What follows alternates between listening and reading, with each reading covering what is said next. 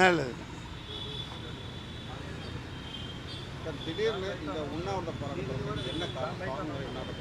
இது திடீர்னு இல்லை ஐயா.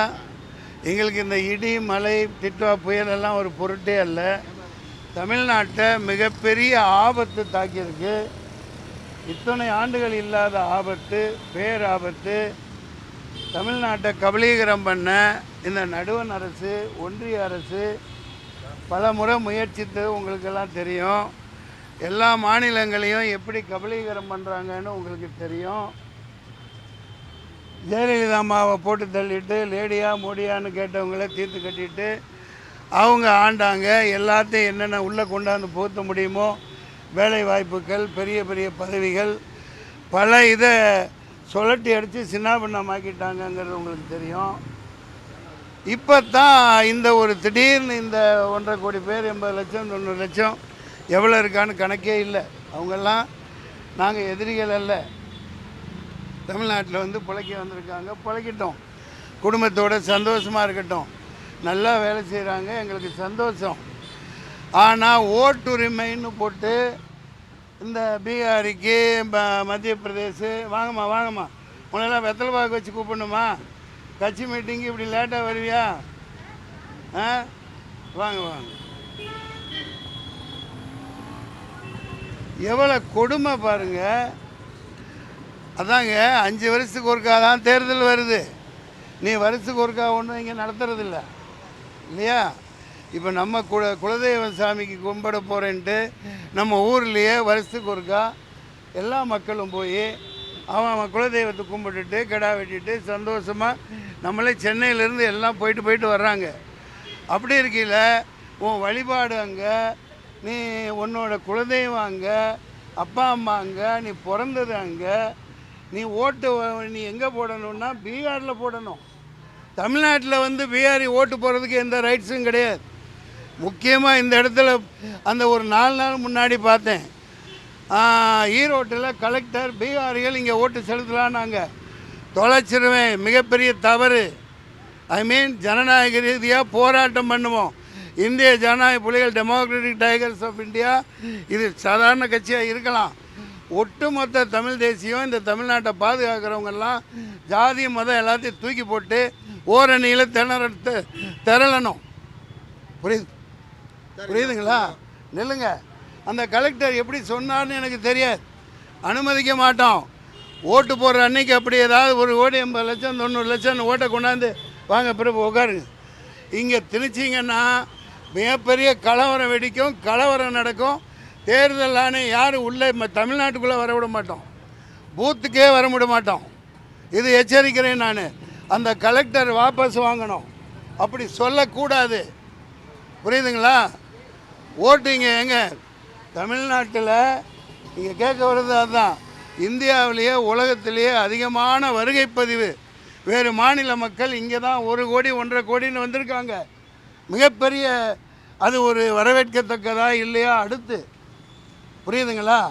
ஒர்க் பர்மிட் மாதிரி தமிழ்நாடு அரசு அவங்களுக்கு ஏதாவது பண்ணணும், நினச்சா பண்ணலாம். எங்கெங்கே யாராக இருக்கீங்க அத்தனை என்ட்ரி கொடுங்க ஓட்டு போடுறதுக்கு. அதானி தானே ஃப்ளைட் வச்சுருக்காரு, அம்பானி ஃப்ளைட் வச்சுருக்காரு. எல்லா ஊடகங்களும் 49 அம்பானிக்கு இருக்குது. இதுலேயே எத்தனை இருக்குதுன்னு தெரியாது. 29 அதானிக்கு இருக்குது. 4வது தூணான ஜனநாயகத்தின் 4வது தூணான எல்லா ஊடகங்களையும் விலைக்கு வாங்கிட்டாங்க. நீதித்துறையும் அவங்கள்ட்ட, 4 துறையும் அவங்கள்ட்டங்களே. இது என்ன கேப் மாதிரி ஜனநாயகம், முல்லை மாதிரி ஜனநாயகம்? கேளுங்க. மாநிலத்தில் தமிழ்நாட்டில் ஓட்டு போடக்கூடாதுன்றீங்க. அதே மாதிரி இதெல்லாம் தமிழருக்கும் பொருந்தும்ல. தமிழர்கள் வந்து மும்பை தாராவில குடியிருக்காங்க. ஒட்டு தமிழ்நாடு அப்படிங்கிற பெருமையா பேசுறாங்க. இங்குள்ள தமிழர்கள் வந்து பலதரமா மட்டும் ஓட்டு போடலாமா? ஏங்க நீ கேள்வி கேட்குறீங்களே நண்பரே, நீங்க தெரியுது. அவன் தலைமுறையாக இருக்கான்.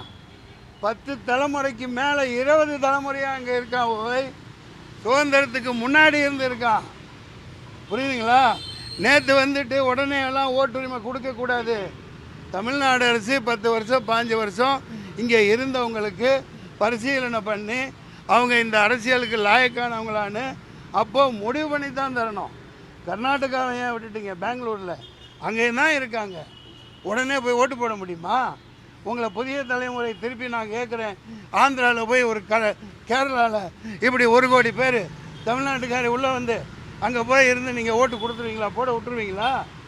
கேட்குறேன் உங்களை, விடுவீங்களா? யார் கூப்பிட்டா தமிழர்கள் பிற மாநிலத்தவர வேலைக்கு யார் கூப்பிட்டு வரா? ஏங்க என்ன காரணம்? வேலைக்கு யார் கூப்பிட்டு வர்றான்னா 2000-3000 வருஷத்துக்கு முன்னாடியே தமிழன் தான் கடல் கடந்து போய் மிகப்பெரிய சாதனைகள் பண்ணி உலகத்துக்கே அடையாளமாக விளங்கினவன். இன்னைக்கு வந்தாரே வாழ வைக்கும் தமிழகம் வாழ வைக்கும். ஏன் அரசியலெல்லாம் உனக்கு தீர்மானிக்க அதிகாரம் கிடையாது, விட மாட்டேன் நாங்க. நீ இந்த பழமொழியெல்லாம் கொண்டு எங்கேயாவது சொல்லு, யாது ஊரு யார் இல்லைங்கிற, எல்லா ஊரும் இருக்கு. ஓட்டு போடுறதுக்கெல்லாம் குடிக்க முடியாது. நீ வந்து வீட்டுக்கு வாடா புதுசா வந்து ஆண்டுட்டு போடா. தாஜ்மஹாலை யார் கட்டினாண்டா? கொத்தனார் கட்டினாண்ட மாதிரி வந்து இந்த பீகாரிக்கு நாளைக்கு ஏ பங்களா அம்னே பண்ணாயா பை தும் செலிஜான்னு உதச்சி தள்ளிட்டு அவன் வீட்டுக்குள்ளே இருப்பானா? விடுவீங்களா? நீங்கள் யாதும் ஊரே யாவரும் கேளீர். ஏப்பா 1.5 கோடி பேர் இங்கே வந்துட்டால் தமிழ்நாடை காக்கிறதுக்கு எவ்வளோ பெரிய போராட்டம் நடந்து எவ்வளோ ரணகலமாகி ரத்தகலமாகி இந்திய எதிர்ப்புக்கு எத்தனை நூற்றுக்கணக்கான பேர் உயிரை கொடுத்துருக்காங்க, பல்லாயிரக்கணக்கான பேர் சிறை சென்றிருக்காங்க இந்திய எதிர்ப்புக்கு. என்ன கேள்வி கேட்குறீங்க? வர்றாங்க, தமிழ் புரியுதுல்ல, வேலைக்கு வர்றாங்க, வேலை செய்ய சம்பாரு, ஓட்டு போட ஃப்ளைட்டில் போய் போட்டு வா. சவுகார்பேட்டையில் இருக்கவங்களுக்கு ஒருத்தருக்கும் திமுகவில் கவுன்சிலர் பதவி கொடுத்துருக்காங்க, ஜெயிச்சிருக்காரு, அவன் 30 வருஷமா இருக்கான். அதுக்கு என்ன சொல்ற? 40 வருஷமா இருக்கான். நீ நேற்று வந்துட்டு 1.5 கோடி பேர் திணிக்க முடியாது. உன் கேள்வியை கொண்டு போய் அங்கே கேளு. இதுவரைக்கும் 869 பீகார் தான் வந்து ஓட்டுரிமை கேட்டு பதிவு பண்ணிட்டாங்க. இல்லை அதெல்லாம் விட முடியாது. இவன் இப்போ எஸ்ஐஆர்னு அதான் கொண்டு வர்றான். எங்களை வந்து இந்த குரங்கு அப்பம் பங்கு போட்ட கதையாவெல்லாம் உங்கள் கதையை இங்கே கொண்டாந்து செலுத்தாதீங்க. மத்திய அரசுன்னு இப்போ ஆண்டுகிட்டு இருக்கிற மோடி அரசு மிகப்பெரிய ஒரு மோசடியான ஆட்சி நடத்தி 11 வருஷமாக தொடர்ந்துக்கிட்டு இருக்கிற இது இவிஎம்ங்கிற ஓட்டலக்கா டப்பா ஒரு ஏமாத்து மிஷினை வச்சு தான் பதவியில் இருந்துகிட்ருக்காங்க. திருடங்கையில் சாவி இருக்கிற மாதிரி இந்த ஜனநாயகம் படாத பாடுபட்டுக்கிட்டு இருக்கு. இது ஜனநாயகம் இல்லை, அவர் நடத்துறது பொணநாயகம்னு எல்லாத்துக்கும் தெரியும். எல்லா மீடியாவில் 90% அவங்க ஆதிக்கம்தான். அதானி அம்பானி தான், உங்களும் அதில் ஒன்று தான். பாவம், செய்தி சேகரிக்க வந்திருக்கீங்க. உங்கள் மேலே நான் கோச்சிக்க மாட்டேன், மன்னிச்சுக்குங்க. உங்கள் மேலே கோபமாக பேசுறதா நினைக்காதீங்க. ஆனால் தமிழ்நாடு சின்ன பின்னமாயிடும். தமிழக முதலமைச்சர் முதல்ல சட்டம் போட்டு யாருக்கும் ஓட்டுரிமையெல்லாம் வழங்கக்கூடாதுன்னு சட்டம் போடணும். அதை போடாமல் இருந்தால் போடணும், தீர்மானம் கொண்டு வந்திருக்கலாம். ஓட்டுரிமையெல்லாம் இங்கே கொடுக்க முடியாது, நாங்கள் விட மாட்டோம். ஒட்டுமொத்த தமிழர்களும் விட மாட்டோம். நான் ஏன் இப்போ இவ்வளோ நாளாக இப்போ திடீர்னு நம்ம தம்பிக்கு ஆதரவு கொடுத்துருந்தேன் விஜய்க்கு, அப்புறம் பார்த்தா அவர் இந்த ஒரு நான் காலங்காலமாக 20-30 வருஷமாகவே திமுக பக்கம் போகாதவன் இப்போ அடிப்படையை புரிஞ்சுக்கிட்டு எல்லாம், நான் கட்சி பேரெல்லாம் சொல்ல விரும்பலை, அவர் இவர் அந்த கா இந்த கா கோக்கா மக்கா இவர் புதிய கட்சி எல்லாம் பார்த்தா இந்த பொம்மலாட்டம் மாதிரி பப்பட் ஷோ அவங்க இறக்கி விட்டுட்டு இதை தூக்கலான்னு பார்க்குறாங்க. நாங்கள் எங்கள் கங்காளி சண்டை அடிச்சுக்குவோம், இருக்கிற பல முரண்பாடு இருக்குது, முரண்பட்ட கருத்து இருக்குது, நாங்கள் வீட்டுக்குள்ளே அடிச்சுக்குவோம், உரிமையை கேட்டு வாங்கிக்குவோம். ஆனால் இது எல்லா சக்திகளுமே மிகப்பெரிய அளவில் தமிழ்நாட்டை சூறையாட காத்துக்கிட்டு இருக்கு. அதுக்காக தான் நீங்கள் கேள்வி கேட்டுட்ருக்கீங்க.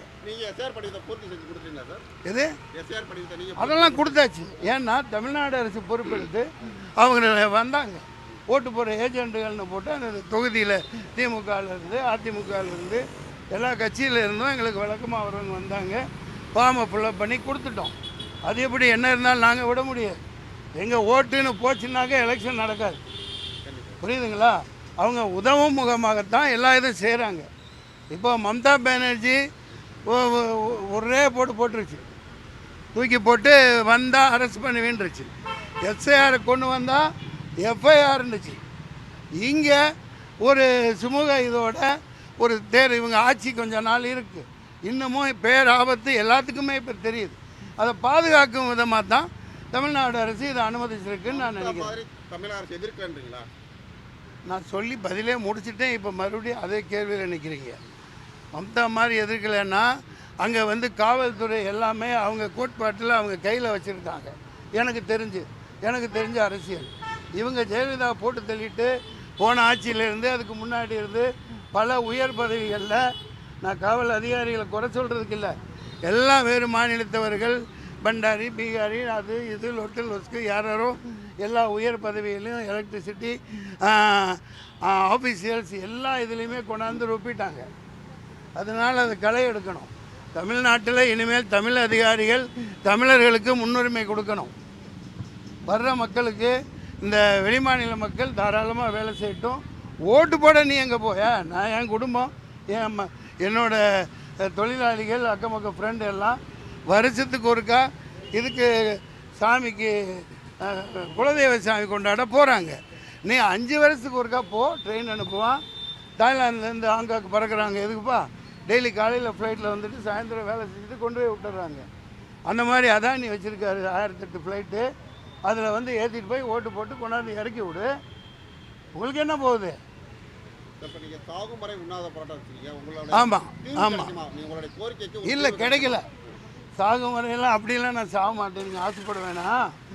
அது என்ன அதில் அறிவிச்சு, அது உண்மைதான். ஏண்டா சங்கரலிங்கனார் திலீபன் ஸ்ரீலங்காவில் எவ்வளோ வருஷம் இருந்து உயிர் நீத்தான் தெரியும். ஒரு பிரயோஜனம் இல்லை. சங்கரலிங்கனார் நம்ம தூய தமிழர். இந்த 1956 75 நாள் பச்சை தண்ணி கொடுக்காமல் உண்ணாவிரதம் இருந்து 76வது நாள் உயிர் விட்டார். அதனால தான் இந்த தமிழ்நாடுன்னு பேர் வச்சாங்க. மெட்ராஸ் ஸ்டேட்டுன்னு இருந்ததுக்கு தமிழ்நாடுன்னு இந்த சங்கரலிங்க. சரி பாப்பாங்க, அடே அர்த்தராத்திரியில் பிறந்தவனே வாங்கடா. தண்ணியும் குடிக்க முடியல, கத்த விடாதீங்கடா. மன்னிக்கும். கொற்ற மலை மக்கள் கொஞ்சம் கொஞ்சமாக வர்றாங்க. அந்த சங்கரலிங்கனார் 76 நாள் சாகும் வரை உண்ணாவிரதம் இல்லை, செத்தே போயிட்டார். அவர் கால் தூசிக்கு கூட என்னோட உண்ணாவிரதம் இருக்கார். இது ஒரு கிரியா ஊக்கி, இது ஒரு தீப்பொறி. டெட்டா புயலின் ஒரு மின்னலாக இதை எடுத்துக்கோங்க. தமிழ்நாடு முழுவதும் பரவணும். புரியுதுங்களா? நான் அனுமதி இப்போ கேட்டுட்டு தான் இருக்கேன். ஏதோ அவங்க கொடுத்தது, டே மவனை நீ என்ன வேணாலும் போராட்டம் பண்ணு, ஆனால் சாயந்தரம் 5 மணி ஆனால் நாங்கள் மைக்கை பிடிங்கிடுவோன்னு சொல்லிட்டாங்க. அதனால நான் என்ன பண்ணுறதுன்னு தெரியல. இருந்தும் உங்கள் மூலமாக கோரிக்கை வைக்கிறேன். இது சாகும் வரை உண்ணாவிரதம் கொடுங்க. கவர்னர் மாளிகை மாதிரி 600 ஏக்கர் வச்சுருக்காரு, அந்த மாதிரி பெரிய இடமா ஒதுக்குங்க. இது ஜல்லிக்கட்டு போராட்டம் மாதிரி கொண்டு போகணும். இந்தியா முழுமைக்கும் ஒரு ஜல்லிக்கட்டு போராட்டம் காத்துக்கிட்டு இருக்கு. அப்படி ஒரு மிகப்பெரிய வெகுஜன மக்கள் திரள் போராட்டம் நடந்தால் தான் இதுக்கு ஒரு தீர்வு கிடைக்கும். ஏன்னா திருடன் மேலே உட்காந்துருக்கான். ராதாரவி பாஷையில் சொல்லப்போனால் அக்யூஸ்டு உட்காந்துக்கிட்டு இந்த நாட்டை ஆள்றாங்க. நான் சொல்லலை, ராதாரவி சொன்னதை சொன்னேன். எனக்கு அந்த பயமெல்லாம் ஒன்றும் இல்லை. ஆனால் சாதாரணமாக அவங்க போக மாட்டாங்க, நாங்களும் சாதாரணமாக விட மாட்டோம். ஓட்டு இந்த தடவை எஸ்ஐஆர் அனுமதிச்சிருக்குன்னா எங்கள் எல்லா இதையும் அனுசரித்து தமிழ்நாடு அரசு சரியாக வழி நடத்தி செத்தவனோட தூக்கி போடு. உயிரோடு இருக்கிறவன் ஓட்டு ஒன்று கூட மிஸ் ஆகக்கூடாது. நீ இந்த அட்ரஸில் இல்லை, அங்கே வந்தோம், இங்கே போன, இந்த கதையெல்லாம் இருக்கக்கூடாது. நாங்கள் 10 வருஷம் அந்த அட்ரஸ் இல்லாட்டி பக்கத்து தெருவில் வாழ்வோம், அங்கே போய் ஓட்டு போட்டு வருவோம். இதெல்லாம் தவறான சட்டங்கள். எந்த ஸ்டேட்லேயாவது போய் அந்த 13ஆம் நம்பர் இது பீகாரில் ஓட்டு செலுத்திய இது இருந்தால் இங்கே வந்து செலுத்துன்னு ஒரு எவ்வளோ பெரிய அயோக்கியத்தனமாக இந்த தேர்தல் ஆணையம் பண்ணுது. 1ஆம் நம்பர் அயோக்கியத்தனம், முளை மாதிரித்தனம், முடிச்சவைக்குத்தனம் இந்த தேர்தல் ஆணையம் பண்ணுறது.